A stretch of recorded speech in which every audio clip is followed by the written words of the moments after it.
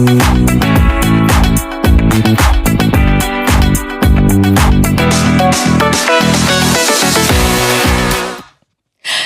and peace, you guys. Welcome to the Standard of Truth podcast, where we discuss all things social, cultural, political, and theological from a biblical perspective. I am your host, April Chapman, and welcome to the show.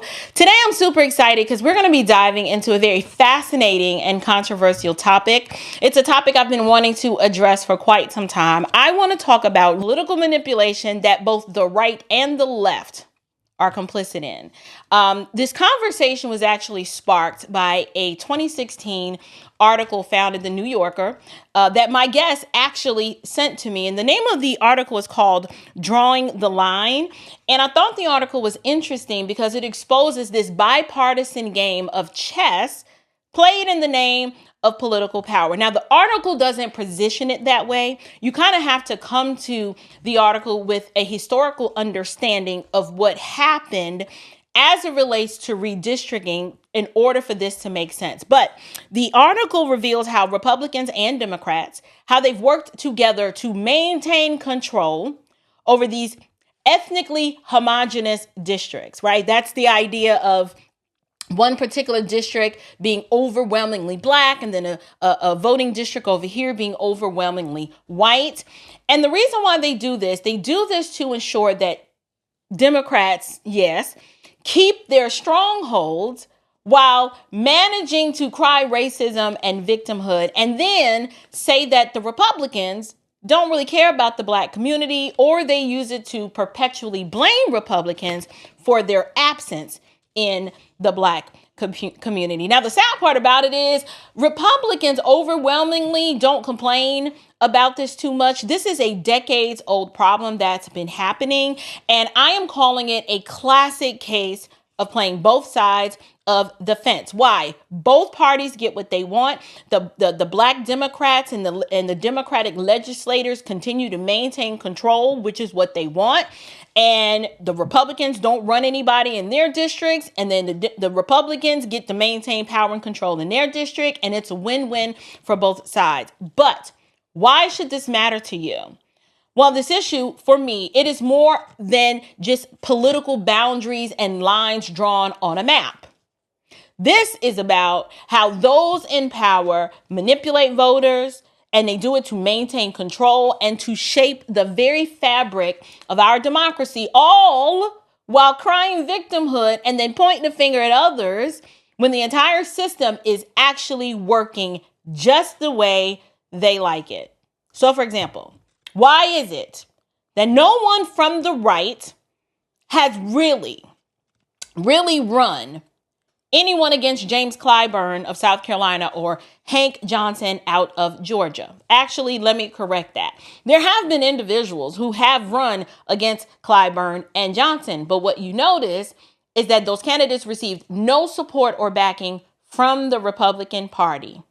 And I am here to tell you that such negligence is done on purpose. But the thing is, the candidates, those conservative candidates that in good faith wanted to run against those Democrats, they didn't know the reason why the GOP didn't want to put no money behind their candidacy. So we're going to talk about that today. And yes, it is going to piss off Republicans, but y'all will be okay.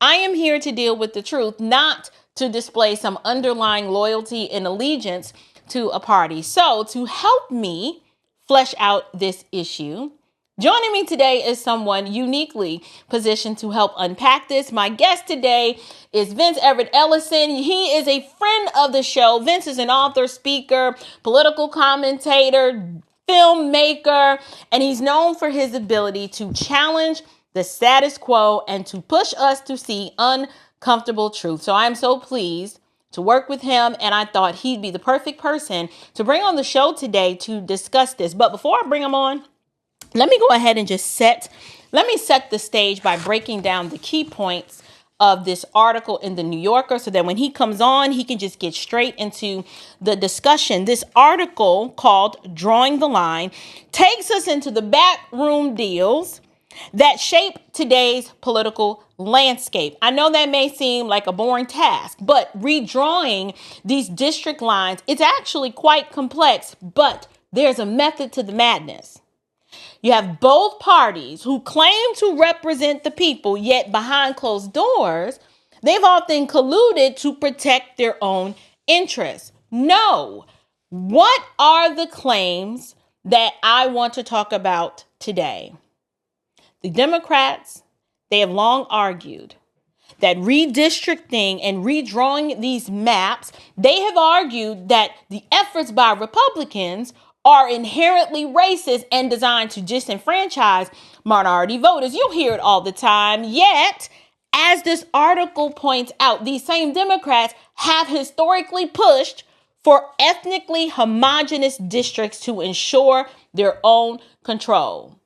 Do you guys remember when I told you that Democrats are masters looking for slaves and Black Democrat voters are slaves looking for masters? Do you remember when I said that? Well, the reason why I said that is because it is true. The Black politicians, they love to have a stronghold on the Black community because they view them as their electoral serfs. They own that vote.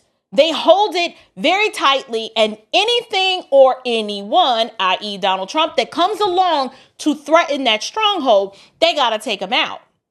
They don't have to improve the living conditions of the people they represent, nor do they have to provide better political representation. Why? Because they know all they got to do is say that the other side is racist, and that ensures them access to the Black vote in perpetuity. But on the other hand, Republicans play along with this. They're like so used to the name calling. They're like, you know what? It doesn't even matter. They're used to this because consolidating minority voters into fewer districts often means more Republican control where it matters for them. So now you have this perverse cycle of mutual back scratching, all while telling the public a different story. Now, what's particularly striking about this and infuriating is how this game is masked with this veneer of moral superiority. Like one party cries victim, oh my God, the white supremacists, they're so racist, and the Republicans don't care about Black people. And then the Republicans are like, we're still tired of the Democrats calling us racist. And, we try to reach out to the Blacks. We try, but they won't vote for us. So we're tired of trying. And I'm like, y'all sound so cute. But y'all, this is the kind of political theater that leaves voters confused. It leaves them confused, divided, and ultimately powerless while the politicians maintain power in perpetuity. So how do we navigate a system that seems to be built on keeping us in the dark and keeping us perpetually subjugated? And then more importantly, how do we hold leaders accountable while staying true to our own principles? So to answer some of these questions and more, let's go ahead and welcome Vince Everett Ellison to the show. How you doing, Vince? April, that was a long introduction. That wasn't the intro. That was my monologue, Vince. I was about to go to sleep. Are you kidding me right now? Are you kidding me? You definitely I thought you came on to interview me. You told the whole story. We just in the whole interview. No. I wanted to give my audience some insight into this article and why I thought it was so important. And then you are my contributor for the day. You're contributing. I wrote the book on it. You didn't need no article. I wrote the book. Well, that's true too. But you sent me the article, Vince. So listen. First, let me thank you for joining me today. Okay, this discussion, I am so interested in this discussion because, Vince, your book, right? Your book, you got 25 Lies, The Iron Triangle, Crime, Inc. I'm putting those three in a particular category. Those books, particularly 25 Lies, will say it dives into this intersection of faith and politics and power. So one of the first questions I want to ask you, when you sent me that article, Does it surprise you that the Republicans and the Democrats, that they would collaborate to maintain power and the status quo, even at the expense of false pretense and truth? Well, before I answer that question, I'd like to first congratulate you on your show and how well it's doing. Thank you. And also, I heard about the rally that you're having down there in Atlanta, down at the Georgia Dome. Well, it's at Liberty Plaza, the Georgia Right to Life, the No, I'm it's not the talking March about for that one. Life. Oh, Yeah, not that one? No, I'm not talking about that one. I heard that you're doing a Stop the Violence rally with Gunner and Young Thug and Meg Thee Stallion and Offset and a bunch of rappers in Atlanta's greatest down there, and y'all trying to stop the violence. I mean, y'all have one of them Stop the Violence rallies every week, right? Listen, this is my first time hearing about this rally.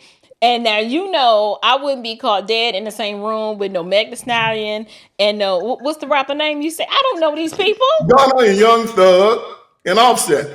Oh, yeah, that was me. You gotta know who your neighbors are in Atlanta now, so you don't get surprised by them.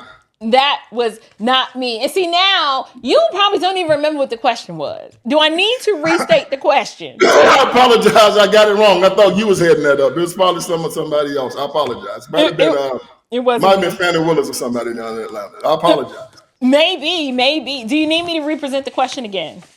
Yes, ma'am, please. Okay. So y'all all look the same down there. I apologize. Listen, we were you sent me that article from the New Yorker, and I want to hear from you. Does it surprise you, or at least tell me from what you've learned about this agreement that the Republicans and the Democrats have? Does it surprise you that they would collaborate like this? And first of all, I guess maybe I want to ask, how do you know that these two have collaborated to purposely redistribute the constituency to where it's segregated on purpose? What proof do you have of that? I've been in politics for a long time, and I ran against Jim Clyburn when I was a Republican. I'm not a Republican now. In 2000, that's 25 years ago, quarter of a century ago, in South Carolina. So I was involved in South Carolina politics 10 years before that. Right. And so I was around when all of this started happening. And there's the operative in South Carolina by the name of Lee Atwater. I got a chance to meet Lee Atwater, but Lee became the campaign manager for George H.W. Bush in 1988. He did such a good job that George H.W. Bush gave him head of the RNC, the Republican National Committee, when he became president. Totally, your job is to make sure that the Republicans take over the Congress, because the Democrats had had it for 42 years. And Lee said, well, good God, how are we going to do this? In every year ending in 0, Constitution says that the state legislatures have to convene to redraw congressional districts. Well, if the state has a state legislature that is mostly Democrats, of course they're going to draw the congressional districts to make sure they get more Democrats in their states than Republicans, and vice versa. So down south, and we can't believe this now, but down south in 1988, almost all of the state legislatures were controlled by Democrats, white Democrats. And they had been drawing these districts for 4 decades to make sure that Democrats got most of the congressional seats. So Lee Atwater says, well, in 1990 is going to be the same thing. How am I going to change this? Well, the white Democrats and the black Democrats were of the same party. And the black Democrats usually did what white Democrats told them. But Lee Atwater knew that these Negroes weren't no good. They ain't never been any good. They've been House Negroes before, they're House Negroes now, right? Right. Like I said before, they're part of perverts, liars, psychopaths, anti-Christian bigots. They get their power by siding with their slave masters, selling out their people. They care about one thing and one thing only. And your viewers need to understand this. These suckers care about one thing: maintaining their seat and their power. That's it. Everybody else in that state can lose their seat as long as they keep theirs. The president can lose, all the senators can lose. They don't care. If I keep my House seat, my Senate seat, my congressional seat, that's all I care about. Lee Atwater knew that. I mean, these no good jokers, they never had anything. And they came off plantations, they was poor all their life, and they finally setting up in the big house.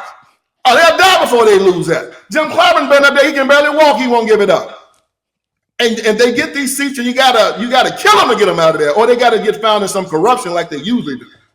So Lee went up to him, and he used this against him. Mm-hmm. He said, look, I got a congressional map that I've drawn up. Yeah, this congressional map is going to give Republicans the power in your state. But listen, we're going to draw y'all majority black districts. These districts will be your districts in perpetuity. We're going to double your numbers in the House, and we're going to give you something you ain't had since Reconstruction. We're going to give you a black congressman in your state. We're going to draw a congressional black district for a black congressman with about 85% black people voting in it, and he's going to win it. And so, of course, the black Democrats said, what we get, boss, what we get.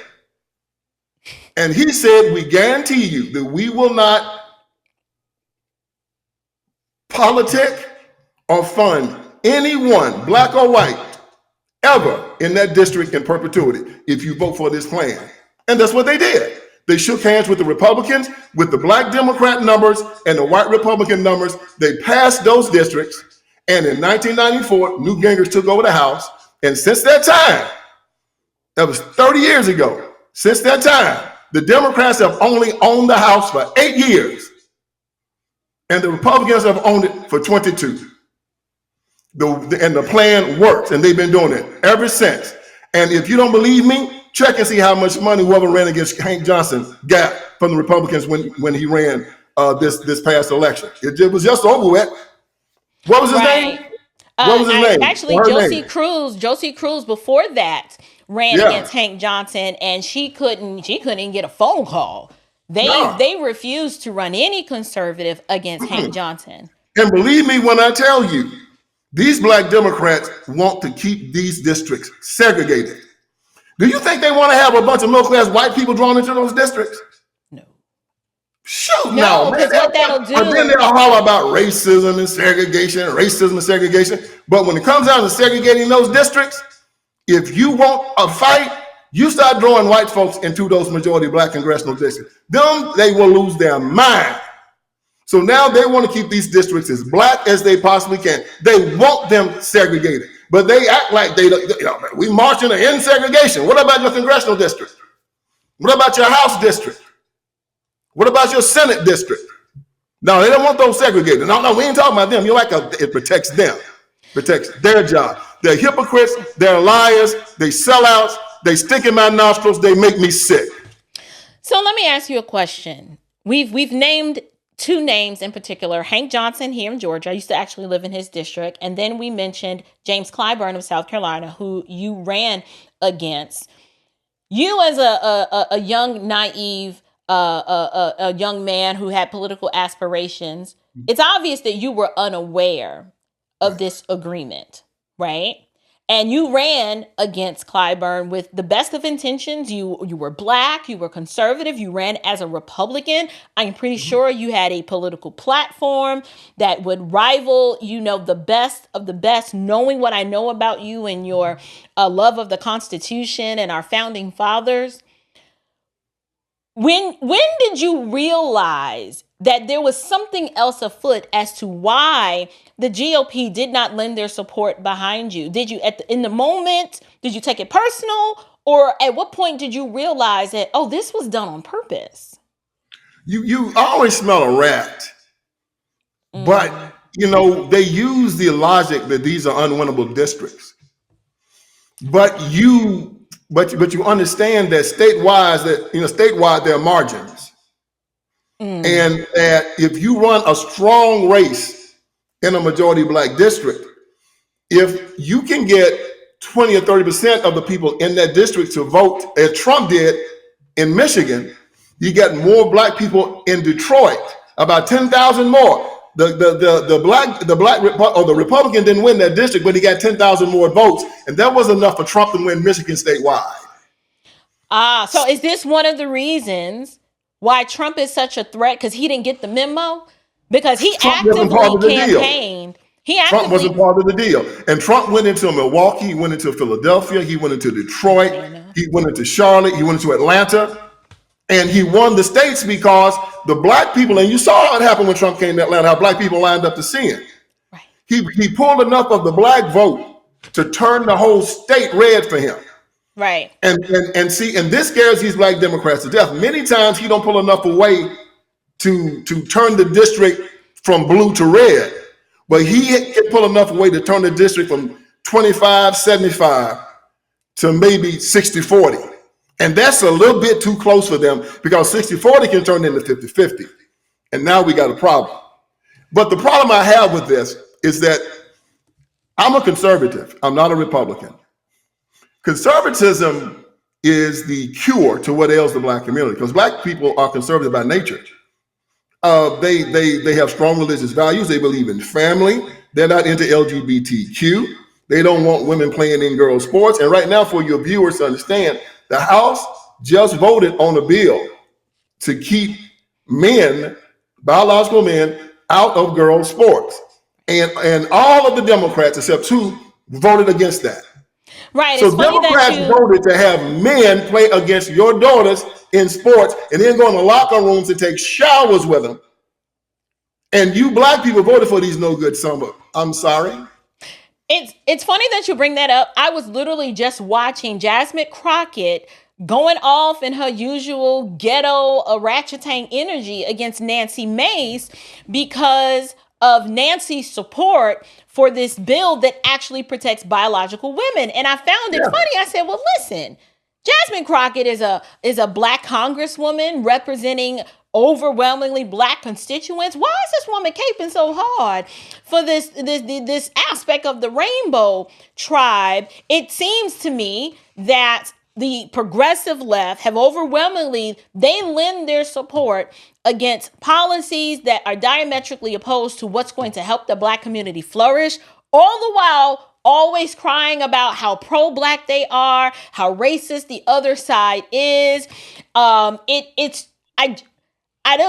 wonder if black Americans, particularly Christians, are seeing how this plays out. This woman vigorously defended the right of these non-biological females to play in women's sports. And I mean, she's championing them as if they are just the weak and the marginalized and the downtrodden. And I'm like, I thought you all were for women's rights. You can't this is why it's so important that Republicans campaign in the black community, because how many of your viewers know this? Why don't they know it? Because there are no Republicans campaigning in the black community. So if you had Republicans with money campaigning in the black community, they'd be telling your constituents about this, but they don't know it. And the Democrats ain't gonna talk about this. Believe me, Hank Johnson ain't gonna come in and say, I voted to allow biological men to participate in women's sports. He's not gonna say anything about it. And there's not gonna be any Republican with any money that's gonna let the black people in Atlanta know that Hank did this. So Hank's gonna slide on it. And this is what I'm talking about. The very thing, school choice, for instance. When you talk to most black folks about school choice, they don't know that Democrats are against it because the teachers' unions pay them to be against it. Right. When you talk about these second illegals coming over the border, they don't know that Democrats are the ones that are allowing this, and that every time you try to pass a law to stop it, the Democrats are the ones that block it. Right. We start talking about taking guns off the street. They know the Democrats are the one that's pressing all of this mess and having drag queens come into the schools, shaking their behinds in your children's faces, and passing laws like in Tennessee. The Biden administration took Tennessee to the Supreme Court. Why? Because Tennessee said you can't give sex change operations to children under the age of 18. And Joe Biden said, well, I'll be that gun, but that's so. We don't want any limits on sex change operations or hormone therapy to children. And took them to the Supreme Court. The Supreme Court heard the case about a month ago, and now they're saying they're deliberating it. It was Joe Biden and the Democrats that say, we want to be able to castrate children, cut off the breasts of little girls. Do they know the Democratic Party is the party behind abortion up to the 9th month and even perinatal abortion, which is abortion after the child is born? And then when Trump said it, they said, oh, that's a lie. We're not for abortion after birth. Have you ever heard the Born Alive bill? Yes. The Born Alive bill passed last year by the House said if a child survives an abortion, The doctor has to render aid because before this, they let the child die on the table. Right. Now the doctor, and guess what? Chuck Schumer in the Senate wouldn't hear it. And Joe Biden said if it got to his desk, he would have vetoed it. That means the Democrats and every Democrat in the House voted against it. That means Democrats support abortion after the child is born. And that means to all your viewers who support this party, you're complicit in murder. Right. Well, let me ask you this, because it sounds like what you're saying is that there are some long, deeply held presuppositions within the Black community of being loyal to this one particular party. Yet the outworking of their policies and what they are seen advocating for on the congressional floor are the opposite of what their constituents actually want. Isn't that obvious? Yes. No. It's very obvious. So what is the solution to this? Because we could easily say, well, to combat this, the GOP should go on a mission to take their message and bombard these overwhelmingly Democratic Black stronghold districts. But here's one little problem. This whole thing that we're talking about, it has a name. We can't really say it out loud. Operation Rat, you know what? What is it going to take for the agreement that both parties have made regarding this redistricting agreement? What is it going to take for the GOP to say, bump that? Well, what you're doing right now, sunlight is the best disinfectant. You let the people know. You tell them what's going on, and the people are going to start asking questions. See, April, what has happened over the past 2 or 3 years has been amazing. It's almost like when the printing press was made. When everything changed because now you can mass produce information and send it out without anybody's permission. When the internet came out and everybody could talk, it's loosening up again. And people like me and you are able to go out and spread the news. Your show is growing by astronomical numbers. You have people like Tucker Carlson out there that's doing it. I'm out there doing it. Many other conservative bloggers are giving people information, and we're going over the head of these powerful people now. And when Elon Musk bought Twitter, it drove them all crazy. Why? Because Musk said, I'm opening it up for everybody to be able to talk now. Y'all not gonna be able to hide the crap you're doing anymore. Now Facebook said, I'm going to open it up. So now, see, it's opening up because they see they can't stop the truth. You know, they tried to stop the truth, and me and you just said, no, we're going to keep telling it. And all the stuff they did last year, all the stuff they did to try to stop the truth. I mean, they put more charges on Trump than they put on R. Kelly. I mean, they just, everything they could to stop it. Our Facebook tried to stop it. Oh, they tried to stop it at Twitter. They tried to stop it here. They taken down sites. They took down Parler. They just tried to stop it, but they couldn't stop it. Right. So now, you know, people like me writing books, you're writing your book. We're putting the information out and people are listening. They can't stop the truth. So what do? We go, and just like I said, whether the GOP shows up or not, I'm not going to vote to kill a child. Right. Whether the Republican Party shows up or not, I'm not going to vote to trap my child in a failing atheist school that says that God is not welcome here, but drag queens are. That you can put porn in the library, but you got to take God out. I'm not voting for that. Right. Whether the GOP shows up or not, I'm not going to vote to allow illegals to come over that border and allow sex trafficking of children and fentanyl that kills 100,000 Americans a year. I'm not going to vote for them to take away my gun. And to have perinatal abortion. I'm not going to allow it. So what we're doing is that even though the GOP isn't going down there and they're not telling the story, we're telling it. And because we told it, Donald Trump got enough of the black vote to kick them all out of Washington. The presidency, the House, the Senate, all went. Kicked them all out. And it wasn't because of what Trump did, it's because of what we did. What Tucker did, what Rogan did, what a lot of other people out there did. They woke up one day and they said, y'all, we've lost the narrative. Who's winning? The podcasters. The guys out there that are just, and Trump started showing up on these podcasts, and it was over. So me and you now are giving the message. We're doing the advertising. We're telling the people in our community what's going on, and they're panicking. They don't have control over the narrative. You don't have to go to the GOP and ask them for money. The GOP don't control what we do.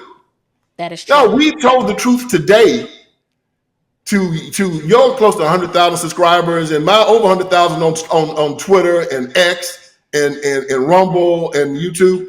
I mean, this is going to spread today to just 1 million people because me and you talking. Right. Well, I think it's interesting that you bring that up. Shifting gears a little bit, I will pat myself on the back in terms of the work that I did during the 2024 election cycle. It was a lot of work, but I was thoroughly committed to getting out the conservative message and helping people that look like me or who don't, exactly who the left is and what they were trying to do. But since you ran, or having run against Clyburn in the early 2000s, you have firsthand insight into the political maneuvers, but not just that, the state and condition of his district. I pulled some information really quick that I want us to engage with briefly.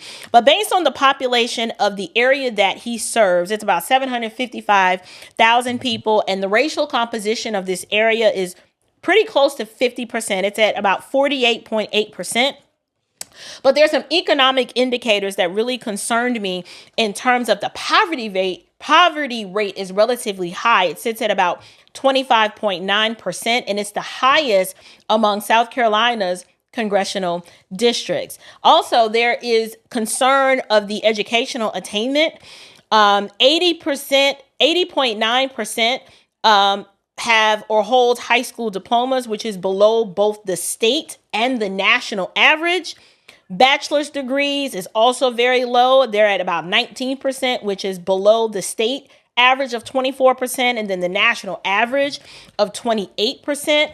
My question is, in light of the information that has come out about the condition of his district, and in light of how long this man has been in Congress, why is it that no one is putting a magnifying glass on this man in his district to say, what in the heck have you accomplished? You've been in Congress since Jesus was an infant, and we are doing worse than we were when you took the seat. How do you engage with that? What do you believe it's going to take for people to wake up, or why do you believe they continue to vote him in power? What is it? This isn't anything new. The Democratic Party has been in control of the Black community ever since it's been a party. That's and true. they've had one stated goal to keep Black people uneducated, afraid, poor, and under their control. It works. It has worked in every civilization that has ever tried it. Keep the people uneducated, poor, afraid, and under control. The czars used it. The kings used it. All of them always used it. It's nothing new under the sun. To say the plantation owner used it. You were telling me a story yesterday about a mistress on a plantation that during the Civil War, she's gathering all the slaves around a fire and gave them this story about what the war was really about. Do you mind just recounting that story really quickly? I thought it was so interesting how the manipulation was happening back then on the plantation and still happening now. Yeah, they knew they were losing the war in the South. And I took this off of Alex Haley's movie Queen, and she knew that all the men were gone to fight the war. The slaves were still there. The men slaves were still there working. And this old lady, and it's nothing but old women and children on the plantation. All the men were there, and she called them around a bonfire. Now, hold on, pause real quick. You just said all the men are gone, and there's nothing left but women and children. Yet, slaves were not running away and fleeing to freedom. I just wanted to highlight that because, as you know, I've been covering, you've been covering slavery is a choice lately, and that's really difficult for a lot of us to engage with such a concept. However, it's hard. I know it's uncomfortable, but how else do you explain male, female, and children slaves on a plantation when there's really no oversight to keep the slaves in check because everybody's fighting a war. But anyway, that's gonna sidetrack us. I just wanted to Well, bring yeah, that that's up. the thing. You saw it on Django Unchained. What did Monsieur Kennedy said? We asked the question: why don't they kill us? I mean, it's 2 white men on this plantation. There's 1,000 slaves, and we sleep soundly at night. Why don't they kill us? And he thought it was a defect in our brain. He showed the skull of the old slave and said there's a little thing back here in the back that says that they have to obey. They were even confused about it, but they were secure in the fact that they're not going to do anything. All the men left, and they were not afraid that the slaves were going to revolt or leave. They had no doubt they were going to stay, and they stayed, and they picked the cotton. And Lincoln had to issue the Emancipation Proclamation because the slaves are being used as part of the Confederacy. They dug the ramparts, they dug the defenses. Hell, they was helping themselves remain enslaved like we do now. We're not oppressors, we're participants. We've always been participants. And they want to play this game that they kept us shackled up and kept us chained down and was whooping us. No, man, them jokers was on plantation golf, and when not only they could have killed the master anytime they wanted to. They loved him. Abraham Lincoln said in his Cooper Union address, he said that many of you Southerners come up here to the North and you tell us all the time about how you are loved by your slaves. He said, and we have every reason to believe it. He said, we cannot start a slave rebellion down South before one of them go and tell one of their favorite masters. Wait a minute. Couldn't start one. So this is where we are now. So when you look at Jim Clyburn's district, it's the same thing. As you said earlier, what? Jim Clyburn's main goal is to stay in power. Like I said before, he's a congressman. You got 7 districts in South Carolina. 6 are Republican. 1 is a Democrat. Do you think that Jim is going to let them cut up his Democrat district? Before they made that deal, and you can look up the Wikipedia page on the 6th Congressional District, it will tell you that Jim Clyburn's district came out of that Operation Rat Blank deal that I just told you about. It says it came out of that deal, a deal made between black Democrats and white Republicans. It'll say it on the page. And Jim's had that district ever since they made it. So when Barack Obama became president, district was so jacked up and so poor that they did this documentary about it. Interstate 95 drives right through that district. And the name of the documentary was Corridor of Shame. You might can find it online now. The Corridor of Shame, showing how poor and destitute and jacked up that district was and still is. It hasn't changed. Matter of fact, when Democrats look at that, they say, okay, how can we make it worse? Because the worse it is, the more power we have. What you look at as bad, they look at as good. A Democratic Party, heaven is an American hell. Why do you think they bring all those illegals up to these big cities? The worse they make them, the more power they get. It's what they want. And most people say, oh, that don't make no sense. Well, man, explain it to me then. Explain to me why Gavin Newsom knows everybody's leaving California, but the people coming there are all people he can control. He knows it. It enhances his power. Let them leave. We don't want them. They're troublemakers, these people who are leaving. They want lower taxes and they want accountability. But these people come into California, they're the ones that are looking for free dope, free food, to be able to lay on the streets and defecate and go to a homeless shelter and just lay down and go to sleep for a couple hours and give them one in a while. Those are the ones they want in California. Then they take them and make them vote. And they vote Democrat. And that's how they do every area where you have a majority black population. And these people in those areas are voting for it, and they deserve exactly what they get. Wow. Well, Vince, it sounds like you've done a really good job of explaining the origins and the objectives of Operation Rat Blank, how it has influenced the redistricting of strategies or the redistricting strategy in the South. You've also broke down this bipartisan agreement to keep both of these parties happy. White, conservative Republicans are saying, we're not going to campaign in your districts. We're going to let you keep your black-owned district. Why? It's funny because blacks are always complaining about segregation, yet it sounds like they actually want more segregation. Am I making an improper inference from the logical conclusions that one would walk away with? I mean, that's what it sounds like. It sounds like segregation on purpose.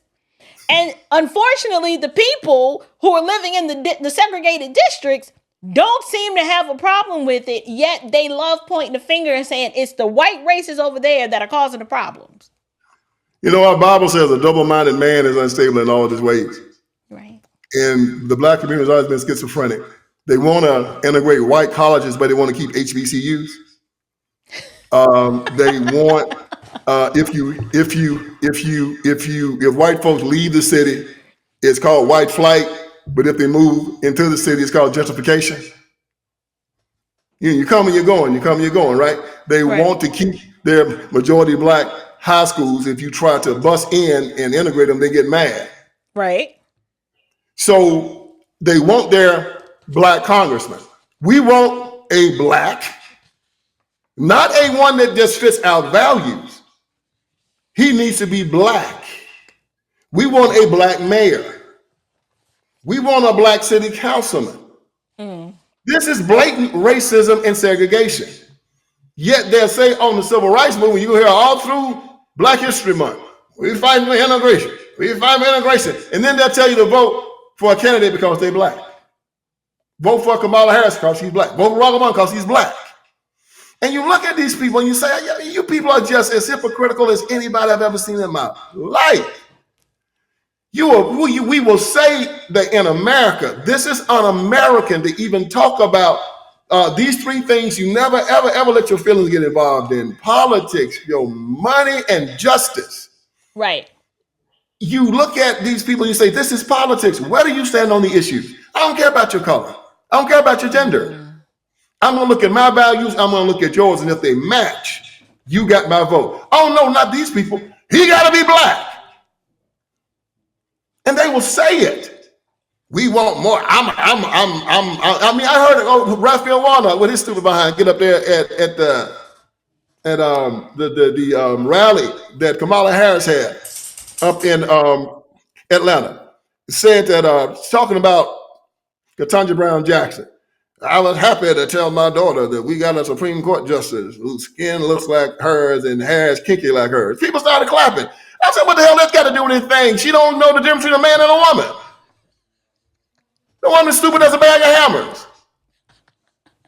She said up there at the Supreme Court the other day, and they was talking about these little children, talking about giving them sex change operations and hormones. She said that, well, isn't it discriminatory to give a boy testosterone treatments, but not give it to a little girl? And the dude looked at it and said, ma'am, if you give testosterone to a boy in his teenage years, it helps him become a man quicker. You give this to a girl, it changes her bone structure. It changes her jawline. It changes her insides and her ovaries where she might not ever have children again. It changes this child forever during that time in her life. And she was going to try to make this some type of civil rights issue. And the guy said, this is a medical issue. But so he wasn't concerned that Ketanji Brown Jackson could adjudicate the Constitution.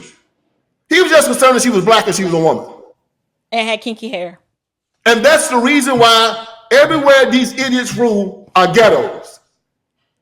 Because they are the stupidest people walking the face of the earth, and you can buy a whole bag of them for $10. Listen, Vince, I think my audience is well aware of your disdain for the liberal left, how you absolutely despise progressivism. And I think we get along so well because I equally despise them. It's just the passion behind the way you communicate this. I'm laughing, but it's because there is no other way to say this.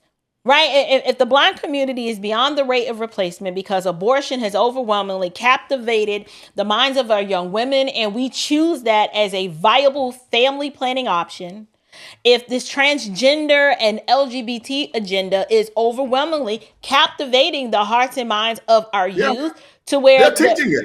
Right. The statistics right of, now. Yeah, the statistics of males who are identifying, with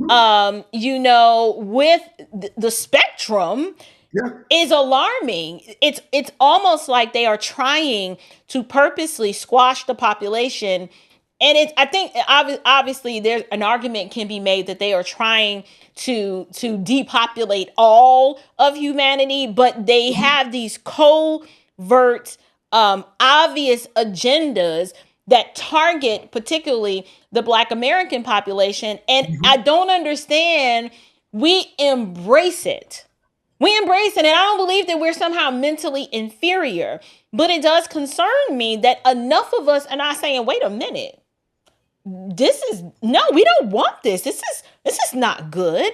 What type of insights or solutions? You and I both are Christian, so I don't want to speak for you. I'm assuming that you would argue that the Black community overwhelmingly needs to return back to a foundational of a Christian ethic. But what else? Not that there's anything superior to knowing Christ and having a relationship with him. What else do you believe could be done to awaken the sleeping giant within the Black community to help them realize that you are suffering from Stockholm Syndrome? The cognitive dissonance has gripped you so much that you actually are demonstrating the same type of behavior that your enslaved forefathers did, which is loving your master even when freedom is literally just a stone's throw away. What say you about what could be done, or what we should be doing, or what it's going to take to wake up more people? There was a slither of hope this past election. And I knew this was going to be a tipping point. You did say that. I knew that if we didn't turn back here, there was no turning back. Right. The Democratic Party had become so evil, and they were so blatantly evil. They used to be smart enough to lie about it. I mean, like most criminals, smart criminals, they know how to lie. They know how to cover up their, we're not for abortion. We just want women to have the option, or we're not for LGBTQ, we're not for taking God out of the public. We're not for da-da-da-da-da-da. But then you get the insane criminal. The insane criminal is the joker that'll kill you and then sit beside you and drink your blood and call the police and sit and wait on him. He crazy. And he said, yeah, I killed him, and if you let me go, I'm going to kill 20,000 more. That joker that's crazy. That's the Democrat Party. I'm sitting there reading the newspaper on Saturday. I thought these jokers don't learn their lesson. In the style section, guess what they got on the front cover? They got one transgender that just won an election from Delaware named Sarah McBride, man of the dress, congressman. You got 435 members of Congress, 100 members in the Senate, a president, and 9 members of the Supreme Court. Yes. There's 445 people you can profile. They put that joker on the cover of Style, highlighting them, saying, yeah, this our one right here, this little punk in a dress, thinking that people going to say, I want to be a Democrat now. No. People going to look at that and say, what? You got to do with that dress? They are insane. The inmates have taken over the insane asylum. The Adolf Hitler walking around saying, yeah, I'm killing Jews. And what? See, he used to lie about it. He was smart enough to lie. Then he started saying, yeah, I'm killing them. And then the world came down on it. When a criminal gets so bold that he starts bragging about his crime, that's when he falls. The Democrats started bragging about their crimes after Joe Biden got elected. I said, now they're done. If the Black community don't turn on these jokers now. See, Barack Obama running for president said what? He said, well, I believe that marriage between one man and one woman. Then he came in and he slid the Supreme Court justices in, and they did his dirty work. See what I mean? And then he would do executive orders the last year of his administration. Barack was slick. He never admitted to his bull crap till later on. Joe Biden came in telling everybody, yeah, I'm for abortion up to the 9th month. Yeah, I'm for LGBTQ and transitioning children. Yeah, the border's secure, and you see 4 or 5 million people a year coming over it. Yeah, I'm against school choice. Starting wars all over the place, and the people said, these jokers finally pulled out the mask. They the Ku Klux Klan saying, we hate N-words, and we're gonna kill them all. No shame anymore. And there was enough Black people like me and you that went out there and told people about it. showed up the evidence where it was irrefutable, and enough of us said, I'm done. I'm done. Right. And for the first time in their lives, a lot of old folks that I talked to, like my dad said, first time he didn't vote for a Democrat. Can't deal with him no more. Couldn't go no further. Done. Voted for him since his first vote. And then he says at 82, I can't do it no more. They left God. And the evidence was there to prove it. So this tipping point happened. And now we are not going to stop. We're going to put more and more pressure on them. And just like they just did with the Sarah McBride, the crazy jokers still got control of this party. And unless they turn back to God, they're done. And we're going to be the ones, like I told you before, the reason why Abraham Lincoln fired Meade at the end of Gettysburg, Meade had won this great battle. And Lincoln gave him an order, go destroy Robert E. Lee's army. He told him 3 times. Meade didn't do it. Lincoln called him back to Washington and fired him. Meade said, why are you firing me? I just won Gettysburg, the greatest battle ever. He said, because I told you to destroy his army. Now Robert E. Lee lives, and he fought another 2 years and killed hundreds of thousands of people. We have just won a battle. It's now time for us to continue the pursuit and destroy these jokers' army and bury them 600 feet, throw quicklime on them, put a concrete slab on them, then put some dirt on it, put some grass seed, and pull up the tombstone. On top of the concrete? Pull up the tombstone so nobody even know where they buried them.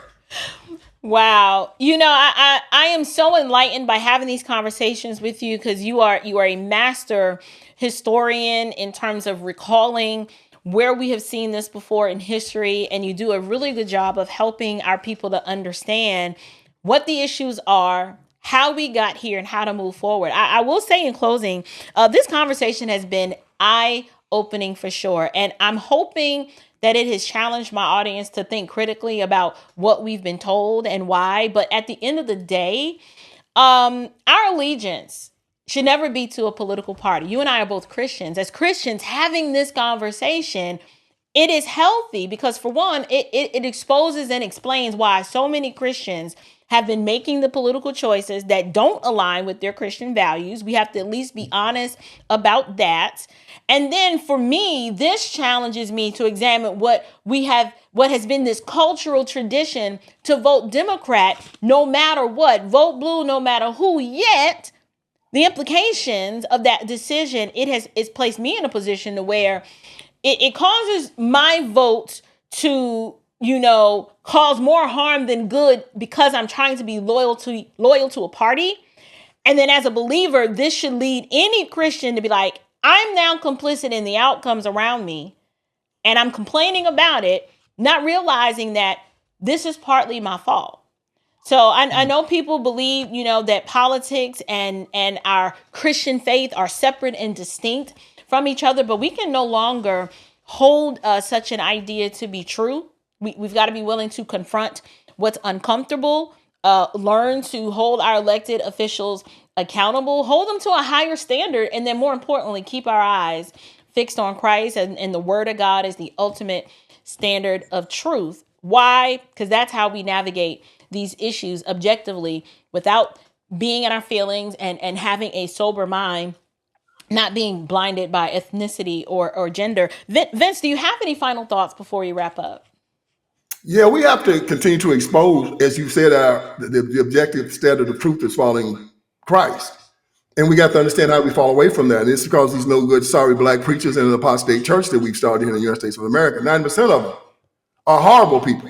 Horrible people. And they on the express elevator to hell.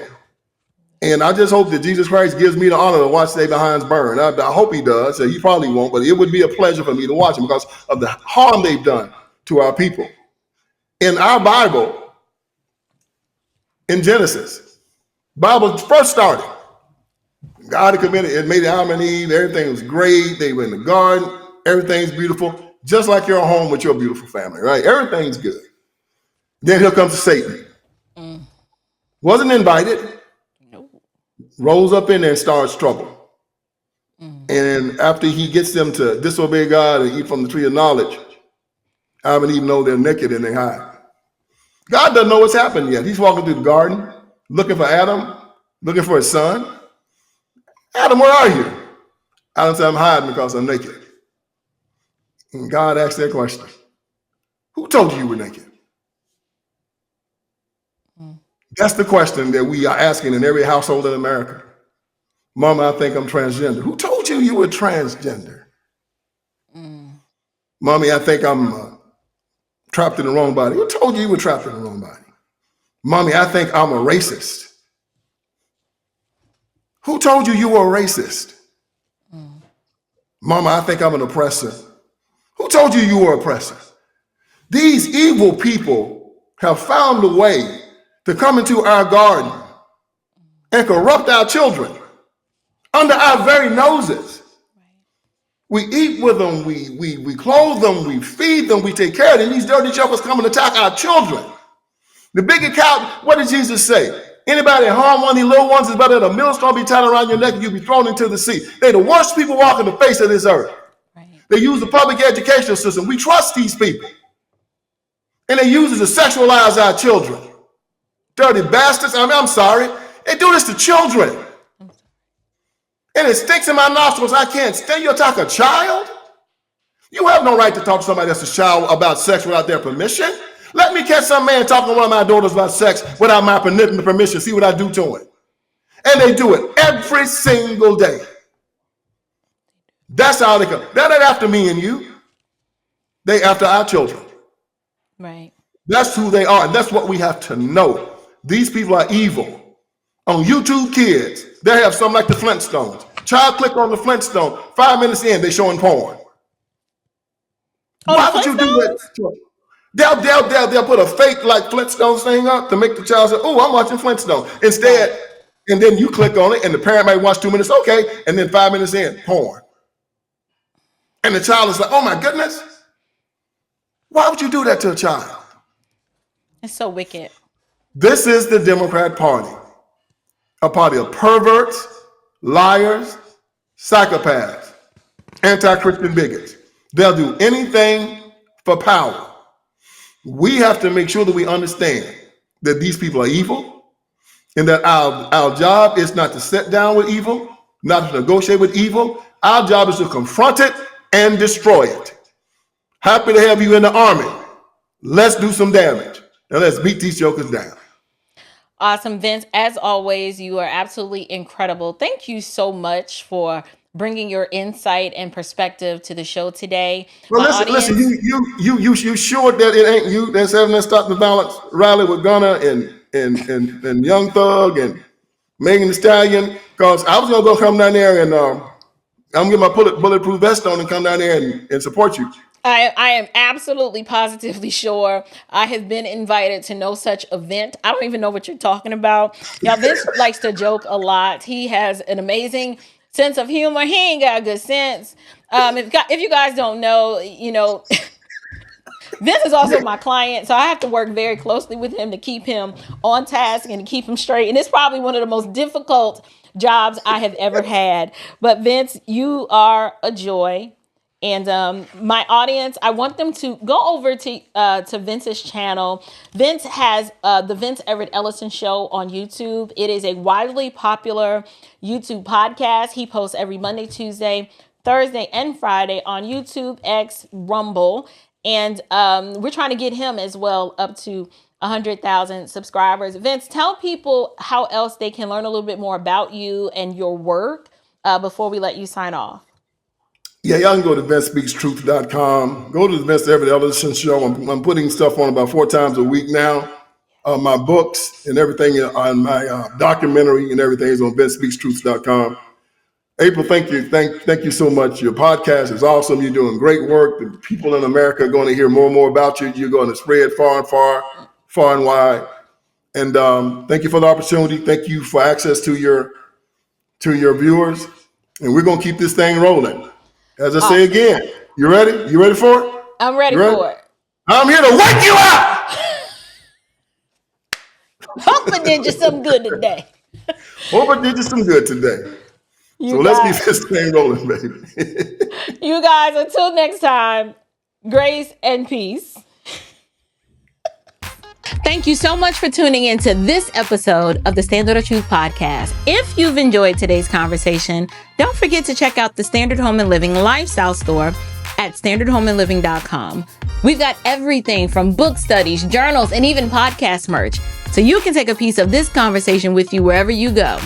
And of course, be sure to follow me on Facebook, X, Instagram, and TikTok for more updates, behind the scenes, and daily insights. You can also stay connected at thestandardofTruthpodcast.com, where you'll find all the latest news and events, including live events coming to a town near you. Thank you guys so much for joining me today. Until next time, keep standing firm in the truth. Grace and peace.